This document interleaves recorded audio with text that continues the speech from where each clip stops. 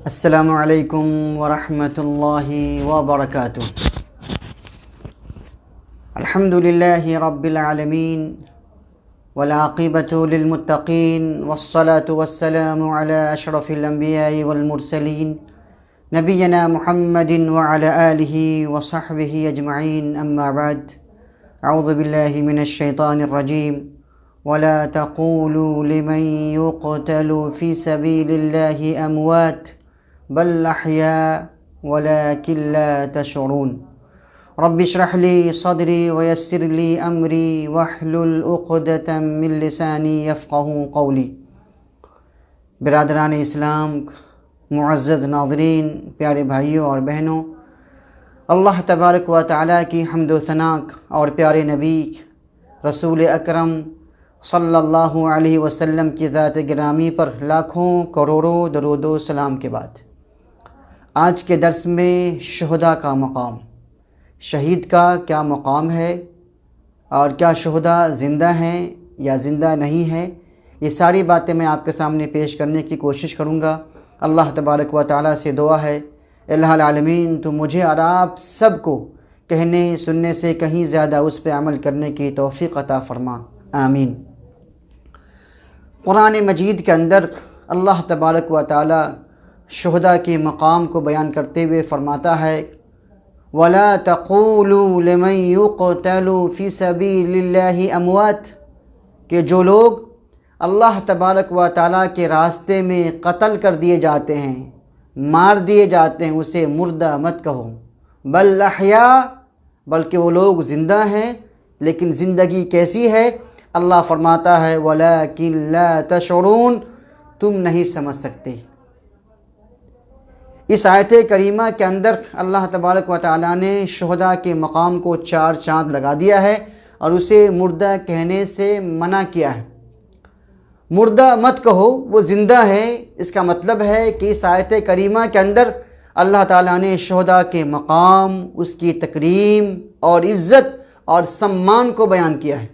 یہ مطلب نہیں کہ ان کو دنیاوی زندگی حاصل ہے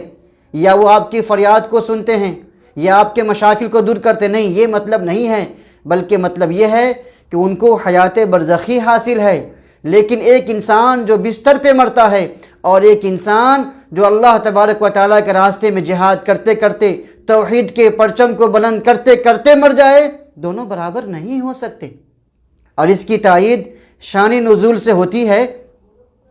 یہ آیت کریمہ بدر کے شہداء کے بارے میں نازل ہوئی اور سب کے لیے عام ہے۔ اس کا حکم ہوا واقع یوں تھا کہ جو لوگ بدر میں شہید ہو گئے تو کچھ لوگ کہہ رہے تھے کہ دیکھو فلاں انسان بدر میں جہاد کرنے گیا، مر گیا،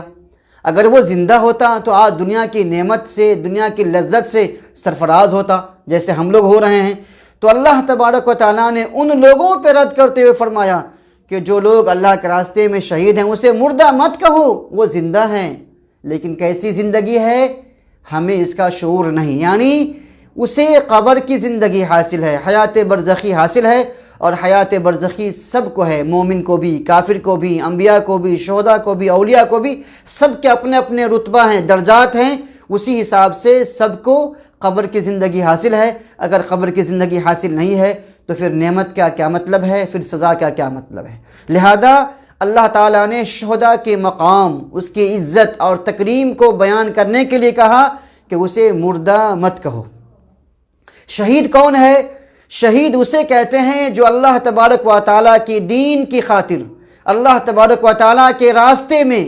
جہاد کرتے ہوئے، کلمہ توحید کے پرچم کو بلند کرتے ہوئے اگر وہ مر جاتا ہے یا اسے قتل کر دیا جاتا ہے تو اسے شہید کہا جاتا ہے۔ اور اس کی تعریف، اس کی تائید اس حدیث سے ہوتی ہے جس میں آپ صلی اللہ علیہ وسلم فرماتے ہیں من قاتل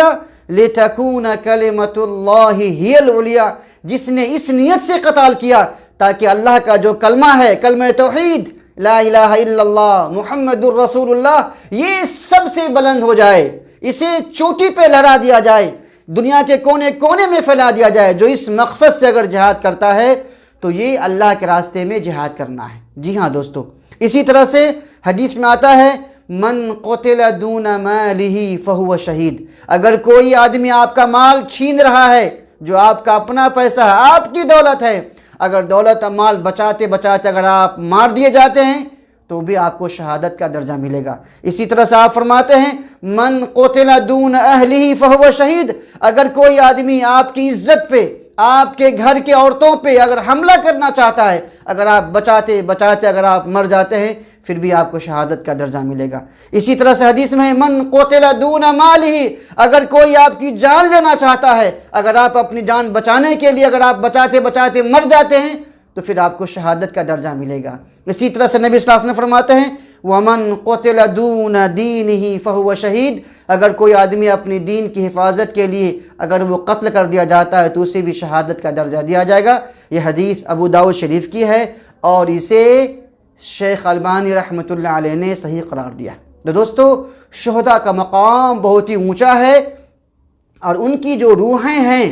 جنت کے اندر میں سبز پرندوں کے خول میں رہتی ہیں اور جنت میں چڑھتی رہتی ہیں، چگتی ہیں، گھومتی ہیں، پھرتی ہیں۔ جبکہ عام لوگوں کے بارے میں حدیث میں ثابت ہے کہ اگر کوئی انسان مومن ہے تو ان کی روحیں علیین میں جاتی ہے، اگر کافر ہے تو اس کی روحیں سجین میں جاتی ہے، لیکن شہداء کا مقام اتنا اونچا ہے کہ ان کی روحیں جنت میں چڑھتی اور چگتی گھومتی پھرتی رہتی ہیں۔ امام مالک رحمۃ اللہ علیہ نے ایک واقعہ نقل کیا ہے کہ عمرو بن جموح، یہ ایک معذور صحابی ہیں، یہ پاؤں سے لنگڑے تھے، انہوں نے جنگ احد میں